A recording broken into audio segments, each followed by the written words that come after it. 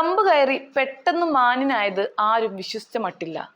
അത്ര പെട്ടെന്നൊന്നും യുദ്ധം തീരില്ല എന്ന് എല്ലാവരും കരുതിയിരുന്ന സമയത്താണ് അമേരിക്ക കയറി ഇടപെടുന്നതും പ്രഖ്യാപിക്കുന്നതും. മറ്റു രാജ്യങ്ങളെല്ലാം ഇത്രയും ദിവസം ശ്രമിച്ചിട്ടും നടക്കാതെ പോയ കാര്യം പെട്ടെന്ന് നടന്നപ്പോൾ അതിനു പുറകിൽ മറ്റെന്തോ കളികളുണ്ടെന്ന് ആദ്യം സംശയിച്ചത് ഇറാൻ തന്നെയാണ്.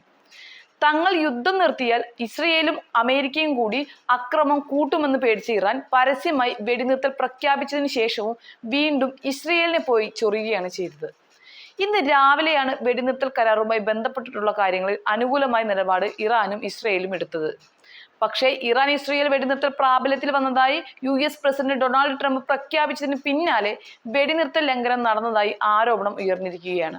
വെടിനിർത്തൽ ലംഘിച്ച് ഇറാൻ മിസൈൽ ആക്രമണം നടത്തിയതായി ഇസ്രയേൽ പ്രതിരോധ സേന ആരോപിക്കുന്നുണ്ട്. ഇറാൻ മിസൈലുകളെ പ്രതിരോധിച്ചതായി ഇസ്രയേൽ സൈന്യം വ്യക്തമാക്കിയെങ്കിലും ജനങ്ങളോട് സുരക്ഷിത കേന്ദ്രങ്ങളിൽ കഴിയാൻ തന്നെയാണ് നിർദ്ദേശം നൽകിയിട്ടുള്ളത്. എന്തെങ്കിലും ആളപായം ഉണ്ടായതായി റിപ്പോർട്ടില്ല. അതേസമയം വടക്കൻ ഇസ്രയേലിൽ ജനങ്ങൾക്ക് പുറത്തിറങ്ങാൻ അധികൃതർ അനുവാദം നൽകിയതായി രാജ്യാന്തര മാധ്യമങ്ങൾ റിപ്പോർട്ട് ചെയ്തിട്ടുമുണ്ട്.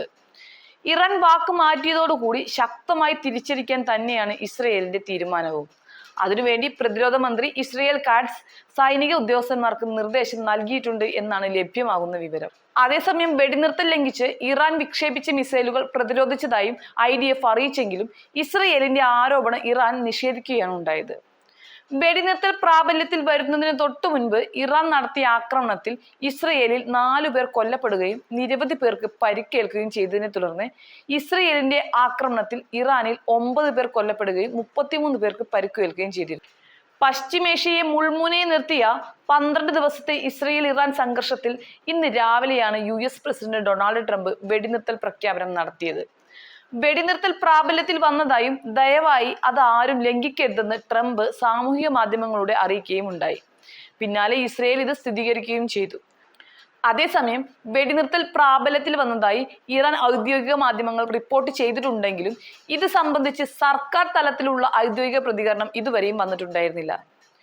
വെടിനിർത്തലിനായി ഇറാനും ഇസ്രയേലും തന്നെ സമീപിക്കുകയായിരുന്നു എന്നാണ് ട്രംപ് അവകാശപ്പെട്ടിട്ടുള്ളത്.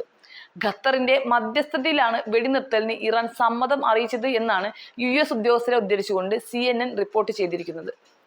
എന്നാൽ ഖത്തറിന്റെ പേര് ട്രംപ് പരാമർശിച്ചിട്ടുമില്ല. ഇറാൻ ഇസ്രയേൽ യുദ്ധം ലോകത്തിനുണ്ടാക്കിയ ആശങ്ക ചെറുതല്ല.